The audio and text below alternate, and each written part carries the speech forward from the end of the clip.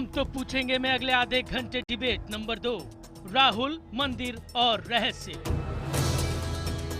मैं मंदिर के अंदर जाना चाहता था और आरएसएस के लोगों ने मुझे मंदिर के अंदर जाने से रोका। क्या रोका और कहाँ रोका? बरपेटा मंदिर में, बरपेटा 17 में मंदिर में क्या रोका? क्या कह के रोका? वहाँ पे महिलाओं को सामने रखा और कहा कि आप अंदर नहीं जा सकते हो। वो कौन होते हैं मुझे मंदिर से रोकने? कांग्रेस के उपाध्यक्ष राहुल गांधी को असम के एक मंदिर में नहीं घुसने दिया जा रहा था।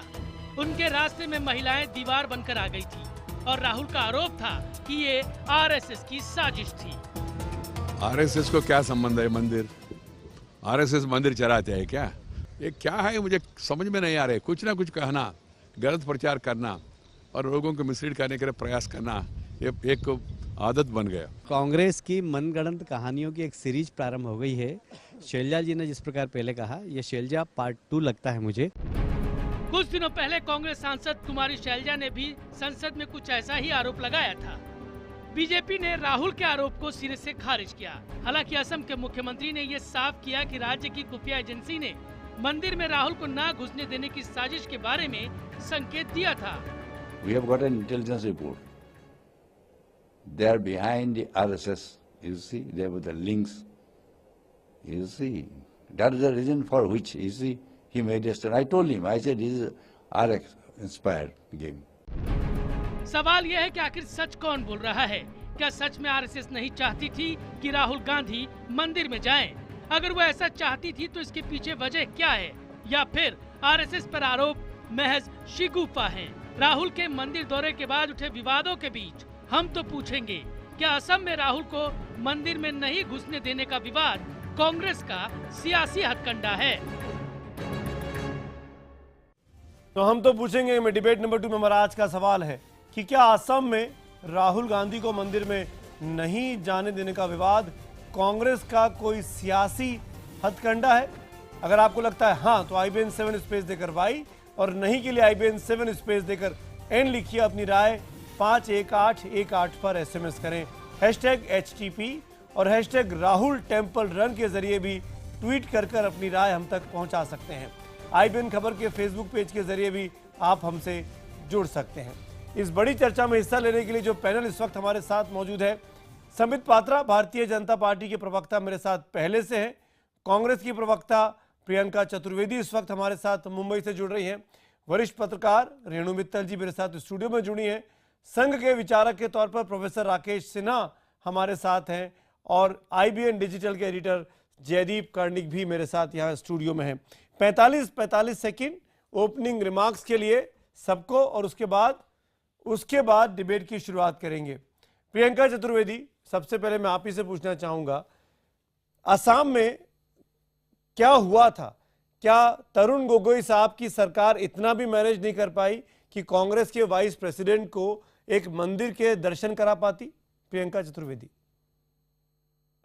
मैं सबसे पहले शुरुआत करना चाहती हूं कि आसाम में अगर अभी हम माहौल देखेंगे, जो अभी वहां के गवर्नर अपॉइंट किए गए हैं वो पूर्व राष्ट्रीय स्वयंसेवक के प्रचारक हैं।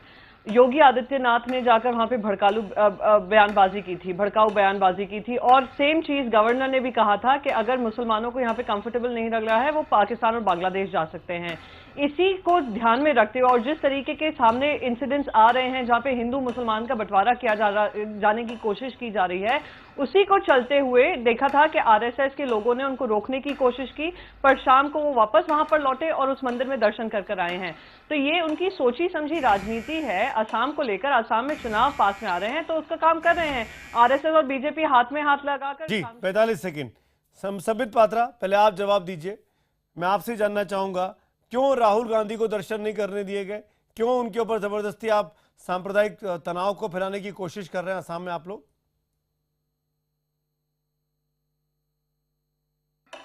यूं तो राहुल गांधी जी को सीरियसली नहीं लेना चाहिए क्योंकि देश उन्हें सीरियसली लेती नहीं है, मगर चूंकि आपने सवाल पूछा है, चलिए मैं जवाब दे देता हूं। और मैं क्यों जवाब दूं जब इनके खुद के मंत्री, आसाम के कांग्रेस के इरिगेशन मिनिस्टर चंदन कुमार सरकार जो कि पूरे ये जो यात्रा था राहुल जी का उसको ऑर्गेनाइज कर रहे थे, उन्होंने खुद एक इंटरव्यू दिया, IBN 7 ने भी उस इंटरव्यू को चलाया है और इंटरव्यू में उन्होंने नकार दिया। उन्होंने कहा किसी ने राहुल गांधी को रोका नहीं, राहुल जी से मैंने खुद कहा था कि आप मंदिर में चलिए, उन्होंने कहा नहीं अभी फिर कपड़े बदलने पड़ेंगे और नहाना पड़ेगा, अभी मेरे पास टाइम नहीं है, अभी बाद में करेंगे, और वो मदरसा चले गए। ये तो खुद उन्होंने कहा है, मैं क्यों कहूं, बीजेपी क्यों कहे। आप देखिए ये आरएसएस को बदनाम करने का एक षड्यंत्र चल रहा है। चंद दिनों पहले एक गलत फोटो डाल के 45 सेकंड हो गए, मैं आऊंगा आपके पास। 45 सेकंड हो गए। राकेश सिन्हा साहब हैं आरएसएस का बचाव करने के लिए। राकेश सिन्हा जी, इसके पहले कि मैं दोनों न्यूट्रल अपने पैनलिस्ट के पास जाऊं, पत्रकारों के पास, राकेश सिन्हा, आखिरकार क्यों ये बात जो तमाम अखबारों में छपी है उसको सच ना माना जाए कि उस पूरे मंदिर पे आरएसएस के प्रभाव वाले लोगों का काफ़ी ज़्यादा इफेक्ट है, काफ़ी ज़्यादा इन्फ्लुएंस है, इसीलिए बारपेटा मंदिर में वही होता है जैसा कि राहुल गांधी ने कहा कि उनको अंदर नहीं जाने दिया गया। मंदिर पर बाकायदा औरतों को दरवाजे पर बिठा दिया गया और वो तमाम लोग आरएसएस से जुड़े हुए थे। क्यों इस पूरे मामले को आपने राहुल गांधी के लिए एक राजनीति करने के लिए छोड़ दिया? सुमित जी, 2 बजे दिन तक तो आरएसएस का प्रभाव था, 2 बजे दिन के बाद आरएसएस का प्रभाव उस बारपेटा सत्र से समाप्त हो गया। राहुल जी शाम को गए, यदि आरएसएस को रोकना होता तो शाम को भी रोकता। दूसरी बात है कि आरएसएस कम से कम मंदिर जाने में किसी को नहीं रोकेगा, अब मैं ये सुनिश्चित कर रहा हूँ, बल्कि मंदिर जाने के लिए मैं उन्हें प्रोत्साहित करूँगा। और दूसरी बात कि उस दिन पूरे जब राहुल जी को वहाँ जाना था और ये खबरें टेलीविज़न चैनल पर पूरे दिन भर चल रही थी, दिखाया जा रहा था, लोगों से पूछा जा रहा था ऑनलाइन ऑन एयर कि आपको कैसा अनुभव हो रहा है, राहुल जी आने वाले हैं, और अचानक राहुल जी नहीं आए।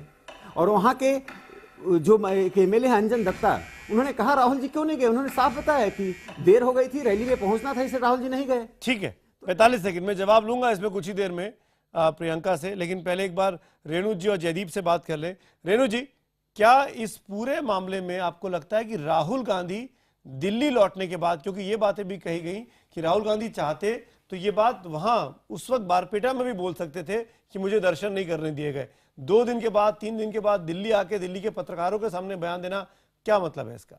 देखिए, राहुल गांधी को क्यों इतना गुस्सा आता है ये अभी तक हम लोग पूरी तरह समझ नहीं पाए हैं।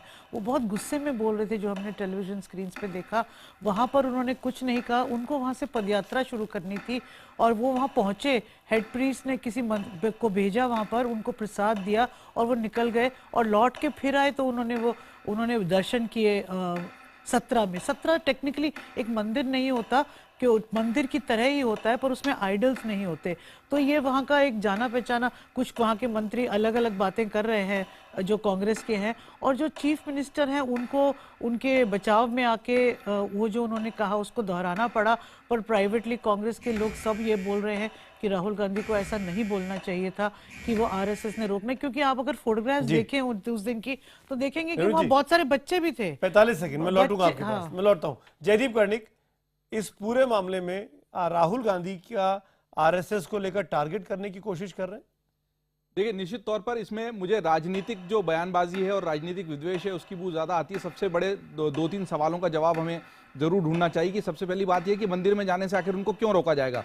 कुछ समय पहले की हमने तस्वीरें देखी, जब वो केदारनाथ की यात्रा करने गए थे, वहाँ हेलीकॉप्टर से गए, फिर पैदल गए बर्फ में और केदारनाथ के दर्शन उन्होंने किए, और उसकी तस्वीरें हमने सबने देखी हैं। तो ऐसे उनको असम के किसी मंदिर में रोका जाए, इसका कारण नहीं समझ में आता। दूसरी बात यह है कि उनकी ये जो यात्रा है ये मीडिया से भी बहुत क्लोजली मॉनिटर्ड थी, तो अगर मीडिया उनके साथ था लगातार तो वो ऐसे दृश्य जिसकी वजह से महिलाएं कतार बनाकर उनको रोक रही हैं वो सामने, क्योंकि बाद में जो उन्होंने शाम को दर्शन किए हैं उसके दृश्य भी सामने आए हैं। तीसरी बात यह है कि निश्चित तौर पर आरएसएस के ऊपर वो लगातार हमले कर रहे हैं, उसके लिए कोई ना कोई बहाना ढूंढ रहे हैं। तो ये उनके आफ्टर थॉट हो सकते हैं, बाद में दिल्ली आकर उनको ख्याल आया, क्योंकि अगर उनके साथ ऐसी घटना हुई थी तो तत्काल मैं लौटता हूं। Debate is open now. Priyanka, आप बोलना चाह रही, मुझे पता है आपको सबके सवालों के जवाब देने, लेकिन मैं पहला सवाल राकेश सिन्हा जी आपसे मैं चाहूंगा, ये तस्वीर दिखाई जाए एक बार, अगर कैमरा आसपास हो। ये तस्वीर है एक मेरे फोन में, ये जो गोगोई साहब के बेटे हैं उन्होंने ट्वीट की है, और इस तस्वीर में हम उसी मंदिर की तस्वीर है, 2 दिन पुरानी तस्वीर है, और इस मंदिर में हम देख पाते हैं कि बाकायदा मंदिर के गेट पर कुछ महिलाएं बैठी हुई हैं, बहुत बड़ी तादाद में, करीब मेरे ख्याल से 60-70 महिलाएं होंगी, इन तस्वीरों में साफ तौर पर देखा जा सकता है। और इसी तस्वीर के बेसिस पर कहते हैं, प्रियंका मैं आपकी तरफ से पूछ रहा हूं राकेश सिन्हा जी से, इसी तस्वीर के बेसिस पर राहुल गांधी कहते हैं कि इन महिलाओं की वजह से वो दर्शन नहीं कर पाए, आरएसएस पूरे मामले को पॉलिटिसाइज कर रहा है। राकेश सिन्हा। सुमित जी, क्या राहुल गांधी को महाभारत के संजय की तरह कोई दिव्य दृष्टि प्राप्त है क्या? कि जो महिलाएं बैठी हुई हैं वो गुस्से में हैं? क्या राहुल गांधी के खिलाफ नारे लगा रही थी? कौन सा सूत्र था जो उन्हें बताया कि महिलाएं आपको रोकना चाहती हैं? कौन सा सूत्र है, कौन सी दिव्य दृष्टि है? आपने देख लिया ये संघ की महिलाएं। अगर कोई महिला रोक भी रही थी तो वो संघ की महिला है, यह बताने का राहुल गांधी को कौन सा दिव्य दृष्टि है, वो बता तो दें। मुझे लग रहा है कि राहुल गांधी को संघ फोबिया हो गया है। प्रियंका जवाब दीजिए। और उन्हें लग रहा है कि संघ प्रियंका जी आपको ज्यादा मौका मिलेगा, आपके खिलाफ काफी सारे लोग हैं। प्रियंका जी जवाब दीजिए। संघ की तुलना करते हैं, कभी आईएसआई से तुलना करते हैं। वो बात कर लें। जी बोलिए, आप राहुल गांधी को संघ का फोबिया से तुलना, सिन्हा साहब आईएसआई से कहां तुलना की है? मैं आपसे रिक्वेस्ट करूंगी कि अगर राहुल गांधी जी ने आपकी संगठन का कंपैरिजन आईएसआई से किया होगा तो यहाँ पे सबूत भी पेश करें सबसे पहले। दूसरी चीज, आप दिव्य दृष्टि की बात करते हैं, दिव्य दृष्टि शायद कांग्रेस में नहीं है, पर एक सेकंड सर, सिन्हा साहब ऐसा है, आप अपने पॉइंट्स को प्रूव करें तो मैं आपसे आर्ग्यू कर सकती हूँ। दूसरी चीज, आपने दिव्य दृष्टि की बात की। दिव्य दृष्टि शायद कांग्रेस में नहीं है, पर भारतीय जनता पार्टी के प्रवक्ताओं में जरूर है कि उन्होंने ये देख लिया कि वो मंदिर में ना जाकर मदरसा से उन्होंने अपनी शुरुआत की। तीसरी चीज मैं आपसे कहना चाहूंगी, आरएसएस को किसी ने ठेकेदारी नहीं दी है हिंदू धर्म की, किसको मंदिर में घुसना चाहिए, किसको नहीं घुसना चाहिए। तो आप कहें कि हम आरएसएस वाले वेलकम करेंगे जो मंदिर में जाएंगे, आपके कोई ना ही जिम्मेदारी है। आप एक संगठन है, कल्चरल संगठन है, वही बने रहिए। चौथी चीज, मैं यहाँ पे जयदीप कार्णिक जी ने कुछ कहा कि ऐसा क्यों है उत्तराखंड में उनको जाने दिया पर असम में नहीं जाने दिया। साहब को मैं पॉपुलेशन बता दूं, असम का मुस्लिम और हिंदू पॉपुलेशन कितना है। उनको ये भी याद दिला दूं कि अगले साल वहां पे चुनाव होने वाले हैं। उनको ये भी याद दिला दूं कि कुछ दिन पहले ही गवर्नर वहां के बदले हैं जो आरएसएस प्रचारक है और उन्होंने काफी भड़काऊ भाषण भी दिए हैं। मैं उनको ये भी याद दिला दूं कार्णिक साहब को कि वहां पे योगी आदित्यनाथ भी गए हैं, योगी आदित्यनाथ ने भी भड़काऊ भाषण दिए हैं। तो बहुत क्लियरली जो ध्रुवीकरण की राजनीति से भारतीय जनता पार्टी मेरे एक सवाल का जवाब जाती है और आरएसएस जानी जाती है, वही काम चल रहा है अब। और ये जो एक प्रियंका, मेरे एक सवाल का जवाब दीजिए। ये आपने दिल्ली में आके मुद्दा क्यों बनाया? ये वहां पे बारपेटा में या गुवाहाटी में मामला क्यों नहीं उठाया राहुल गांधी ने? 2 दिन 3 दिन तक क्या कांग्रेस मंथन करती रही, चिंतन करती रही? मैं 2 और सवाल जोड़ना चाहता हूं सुमित जी, फिर प्रियंका जी पूरा जवाब। आप सवाल जोड़िएगा, पहले मुझे अवस्थी जी का जवाब देने दीजिए। हम 2 दिन बाद इस मुद्दे को उठाएं या 3 दिन बाद इस मुद्दे को उठाएं, ये मुद्दा उठाना जरूरी है कि किस तरीके से असम में ध्रुवीकरण की राजनीति करी जा रही है। और ये बात भी छुपाई नहीं जा सकती है कि इंटेलिजेंस रिपोर्ट्स आई हैं असम को लेकर कि वहां पे कम्युनल इंसिडेंट्स बढ़ने की लाइकलीहुड है, क्योंकि असम में चुनाव आ रहे हैं। जो एक फियर की राजनीति आरएसएस करती है और भारतीय जनता पार्टी हिंदुओं में करती आई है और हिंदुत्व का एजेंडा उनका चलता आ रहा है, वो असम में दिख रहा है। मुख्यमंत्री है, आज से नहीं कई सालों से है, वो हर तरीके से कानून व्यवस्था को संभाल सकते हैं। क्या वो काबिल नहीं है? आपको उन पे शक है गोगी साहब पे? मैं वही बोल रही हूँ, वो इतना काबिल हैं। एक सेकंड मैडम, सुमित जी, इतना काबिल हैं कि आज इंटेलिजेंस एक सेकंड सर, क्षमता रखे। सवाल मुझसे पूछा गया है, यहाँ पे 3 लोग हैं जो भारतीय जनता पार्टी का पक्ष पेश करें, मुझे अपना पक्ष पेश करने दीजिए। सवाल मुझसे पूछा है अवस्थी जी ने। अवस्थी जी, मैं आपको बता दूं कि क्योंकि वो इतने सक्षम हैं कि आज वहां पे लॉ एंड ऑर्डर की व्यवस्था बिल्कुल मेंटेन की जा रही है। अगर इंटेलिजेंस इनपुट्स आ रहे हैं और जब खुद एक गवर्नर जो सबसे सीनियर पोजीशन वहां पे रखता है इस तरीके की भड़काऊ भाषणबाजी करते हैं जहां हिंदू मुसलमान तो सवाल खड़ा होता है कि एजेंडा किसका फॉलो कर रहे हैं। आपके निशाने पर गवर्नर है, संबित पात्रा जवाब दीजिए, आपकी सरकार ने अपॉइंट किया है। देखिए, अभी आपने एक फोटो दिखाया और दिखाया कि महिलाएं बैठी हुई हैं सत्र की सीढ़ी पे। इस पे जो बूढ़ा सत्री है, जो सत्र होता है, जैसे अभी रेणु जी सही कह रही, सत्र मंदिर से अलग होता है, उसमें एक कीर्तन घर भी होता है। कीर्तन घर में महिलाएं भी कीर्तन करती है और बूढ़ा सत्री ने अभी हाल में ही इंटरव्यू में कहा है कि 70-80 से ज्यादा महिलाएं मेरे साथ, बूढ़ा सत्री के साथ राहुल गांधी का स्वागत करने के लिए सीढ़ी पे 4 घंटे, 1 घंटे 2 घंटे नहीं, 4 घंटे हम इंतजार करते रहे कि राहुल गांधी आएंगे तो हम उनका स्वागत करेंगे, मगर राहुल गांधी आए नहीं। मैं तो प्रियंका जी से इतना ही बोल रहा हूं, छोड़िए हम लोग क्या बोल रहे हैं, आपके इरिगेशन मिनिस्टर आसाम के चंदन सरकार क्या बोल रहे हैं उस पर तो आप बोल दीजिए। वो तो बोल रहे हैं राहुल जी पहले वहां जाना ही नहीं चाहते थे। तीसरी बात, रेणुका जी ने बिल्कुल सही कहा कि राहुल गांधी बहुत गुस्सा कर रहे हैं। प्रियंका जी आप भी बहुत आजकल गुस्सा कर रही हैं। मैं तो हाथ जोड़ के निवेदन करूंगा, मैं नहीं जानता किसी संगठन के विषय में, मगर आप प्लीज राहुल जी को कहिए वो अयोध्या के रामलला मंदिर का दर्शन करने जाए। कोई नहीं रोकेगा, कोई नहीं रोकेगा। गौरव गोगोई ने जो क्यों रोकेंगे ट्वीट उनको? की है वो महिलाएं स्वागत के लिए राहुल गांधी का इंतजार कर रही थी। प्रियंका इस बात की सफाई दीजिए, और आपके मिनिस्टर ने जो कहा, चंदन ये तो बूढ़ा सत्री ने कहा है, आप जानिए एक बात, ये जो सत्र है आप पूछिए, आप गूगल करिए, 16वीं शताब्दी से ये सत्र है। 16वीं शताब्दी में संघ नहीं था, शताब्दी में कब से, और 16वीं शताब्दी में से सत्र चल के आ रहा है। बूढ़ा डिबेट सत्री इस तब बात से का हो है। रहा है कि क्या ये महिलाएं आरएसएस की वर्कर थी, क्या इन महिलाओं ने राहुल गांधी को अंदर जाने से रोका, क्या यहाँ प्रोटेस्ट चल रहा था? प्रियंका आपका वर्जन।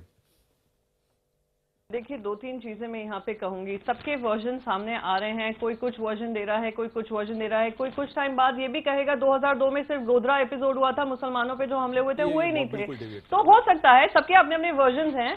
आपको अगर हम कह रहे हैं कि इस तरीके का हादसा सामने आया है, इंटेलिजेंस इनपुट्स आई हैं, एक सेकेंड, इंटेलिजेंस इनपुट्स आई हैं, वहां के जो चीफ मिनिस्टर हैं वो सामने से कह रहे हैं ऐसी इंटेलिजेंस इनपुट्स आ रही हैं, और एक गवर्नर है जो उल्टे सीधे बयानबाजी कर रहे हैं। आपने मेरे सवाल का जवाब नहीं दिया। स्पष्ट होता है कि आप, मैंने बिल्कुल क्लियरली जवाब दिया है। दो सवाल स्पेसिफिक रख सकता है। वो महिलाएं जो गौरव ने ट्वीट की तस्वीर में दिख रही हैं, वो प्रोटेस्टर से आरएसएस की, क्या ये आप तस्दीक करती हैं, कंफर्म करती हैं? हमने जब ट्वीट किया है, मैंने भी इस तस्वीर को ट्वीट किया है, और हम बिल्कुल कॉन्फिडेंस के साथ कह सकते हैं, कॉन्फिडेंस के साथ कह सकते हैं कि हाँ, ये महिलाएं थी जो ब्लॉक कर रही थी, जिसकी वजह से वो सुबह के वक्त वहां पे नहीं जा पाए। वो इरिगेशन मिनिस्टर का जो बयान आया चंदन साहब का, जिस थी। बारे में संबित पात्रा कह रहे हैं कि उन्होंने खुद ने कहा कि राहुल गांधी मैंने चंदन साहब का बयान नहीं सुना है। उनकी दिव्य दृष्टि ऐसी है कि वो देख लेते हैं कौन मदरसा में गया, कौन नहीं गया, वहाँ यहाँ दिल्ली में बैठे हुए, तो शायद उनकी दिव्य दृष्टि IBN ने भी चलाया है, और आप भी गूगल कर लीजिए, आप तो गूगल में एक्सपर्ट है, करके देख लीजिए चंदन साहब के इंटरव्यू को। नहीं, मैं रेणु जी सुमित, अरे पूरा प्रिपरेशन करके आइए ना फिर, कि कांग्रेस स्पोक्समैन का भी सिचुएशन बहुत डिफिकल्ट हो गया है, क्योंकि राहुल गांधी कुछ बोलते हैं इसलिए डिफेंड करना पड़ता है। यहाँ तक कि असम चीफ मिनिस्टर को भी जो राहुल बात बोल रहे हैं उसके आगे और ले जाना पड़ता है। प्राइवेटली कांग्रेस के लीडर्स चाहे कुछ भी कहें कि ऐसा इंसिडेंट हुआ है नहीं, हमने इन तस्वीरों में बिल्कुल नहीं देखा। और राहुल गांधी ने अपनी पदयात्रा शुरू की वहां से, हेड प्रीस्ट वहां मौजूद थे 4 घंटे, उनका बयान आया। फॉर्मर चीफ मिनिस्टर जो कांग्रेस के थे वो भी वहां उनके साथ मौजूद थे, औरतें थी, बच्चे थे। क्या बच्चे भी प्रोटेस्ट करने आए? तो मेरे ख्याल में अगर आफ्टर थॉट्स है उसका कोई पुष्टि नहीं हो रहा इन फोटोग्राफ से। और जो हमने कई कांग्रेस के लीडर्स असम की बात की कि ये एग्जैक्टली हुआ क्या ये वाकई ऐसा इंसिडेंट हुआ, उन्होंने कहा नहीं, ये थोड़ा ज्यादा हो गया है, ऐसा नहीं हुआ। अब राहुल गांधी ने क्योंकि कह दिया है इसलिए पार्टी को डिफेंड करना पड़ रहा है उनको। पदयात्रा वहां से शुरू होनी थी, पदयात्रा वहीं से शुरू हुई, वो बाहर आए पर वो अंदर नहीं गए क्योंकि उनके पास टाइम की कमी थी, और उसके बाद वो वापस लौट के आए। जब वापस आके आपने दर्शन कर लिए तो फिर आप क्यों कह रहे हैं कि मेरे को जाने से रोका गया? जब हो गए आपके दर्शन तो प्रॉब्लम क्या है? तो लगता है कि आफ्टर थॉट है। तो क्या राहुल गांधी का क्या प्रॉब्लम ऐसी है ना, एक सेकेंड, नहीं मैं आपको आर्ग्यूमेंट बताती हूँ। राहुल गांधी जी का क्या प्रॉब्लम है? राहुल गांधी जी का प्रॉब्लम बहुत स्पष्ट है, किस तरीके से आरएसएस ध्रुवीकरण की राजनीति कर रही है, और भारतीय जनता पार्टी का उनके साथ पूरा सपोर्ट है, समर्थन है, क्योंकि इलेक्शन सामने आ रहे हैं। दूसरी बात आपने कही कि कांग्रेस प्रवक्ताओं का आजकल बहुत बुरा हाल है कि उनको डिफेंड करना पड़ता है। हमारा बिल्कुल हाल आप छोड़िए, हम पर छोड़िए, हम बहुत क्लियरली बताना चाह रहे हैं और देश की जनता अवगत है कि किस तरीके से ध्रुवीकरण की राजनीति भारतीय जनता पार्टी ने सिर्फ आसाम में ही नहीं बहुत सारे स्टेट्स में करने की कोशिश की है।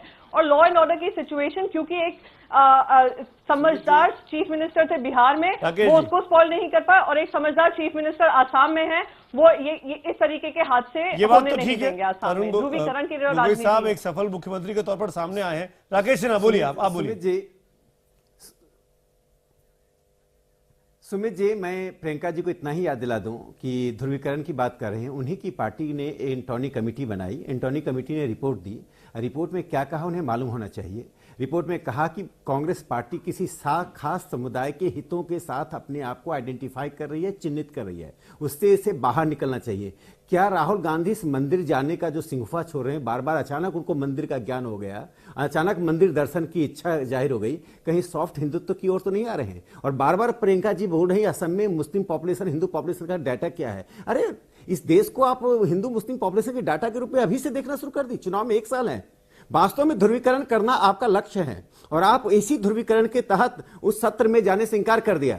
आप सत्र में सिर्फ इसलिए राहुल गांधी नहीं गए कि यह संदेश मुसलमानों को गलत जाता है, इसलिए उन्होंने वे सत्र में नहीं गए, चुपके से छिप कर गए, फिर उल्टा आरोप आरएसएस पर लगाया।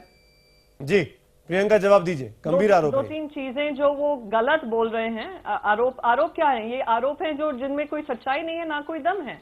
वो कह रहे हैं वो सत्र में नहीं गए। मैंने फिर से स्पष्ट करूंगी, वो शाम को फिर से वहां पे पहुंचे क्योंकि उनको रोकने की कोशिश की थी दोपहर के वक्त, सुबह के वक्त। वो फिर से उस सत्र में गए। दूसरी चीज मित्तल जी को बता दूं, मित्तल जी हाँ बिल्कुल उन्होंने अपनी पदयात्रा वहीं से शुरू की, पर उन्होंने जो दर्शन करने गए थे वहां पे जब रोक लगाने की कोशिश की वहां की महिलाओं ने, तो वो दर्शन नहीं कर पाए और पदयात्रा शुरू हुई। रोक नहीं लगाया, वो अपनी मर्जी से अंदर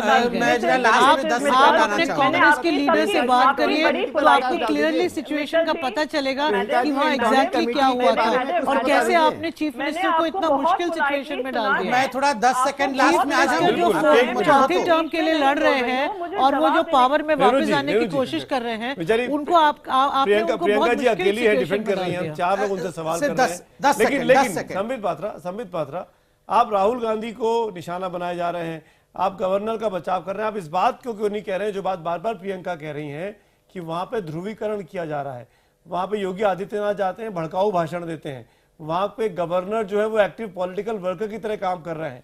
ये कांग्रेस के गंभीर इल्जाम है आप लोगों पर। संबित पात्रा, देखिए यहां आज डिबेट का विषय है क्या राहुल गांधी को मंदिर में जाने से रोका गया।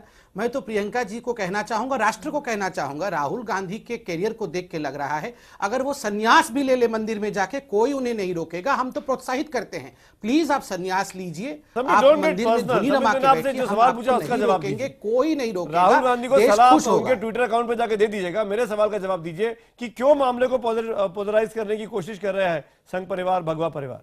कांग्रेस का इल्जाम है ये, संबित पात्रा।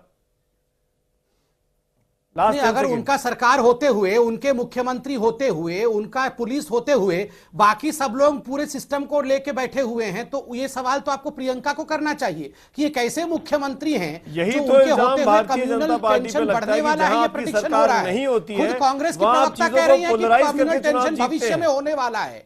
यही तो इल्जाम लगता है बीजेपी जवाब देना चाहूंगी। जी प्रियंका बोलिए, मैं जवाब देना चाहूंगी।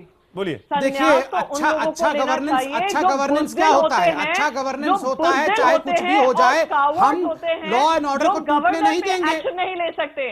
बुज़दिल वो होते हैं जिनकी हिम्मत नहीं होती है कि ऐसे लोगों पे एक्शन ले जो ध्रुवीकरण करते आए हैं, योगी आदित्यनाथ से लेकर ये जो हमारे पीबी आचार्य जी हैं जो गवर्नर बनकर गए हैं। बुज़दिल होते हैं वो लोग, संन्यास उनको लेना चाहिए। और कुछ अगर आप शब्दों का इस्तेमाल करेंगे तो आपके प्रधानमंत्री को लेकर भी, नरेंद्र मोदी जी को लेकर भी क्या आरोप लगे हैं, उन पे भी आप थोड़ा आईना डालें और देखें कि क्या हाल है आप लोगों का। आपको जवाब देना है वरना रेणु जी ने हाथ उठाया। संबित, नहीं, देखिए मैंने जो कहना था मैंने कह दिया। संन्यास ले राहुल गांधी, कोई नहीं रोकेगा, कोई नहीं रोकेगा।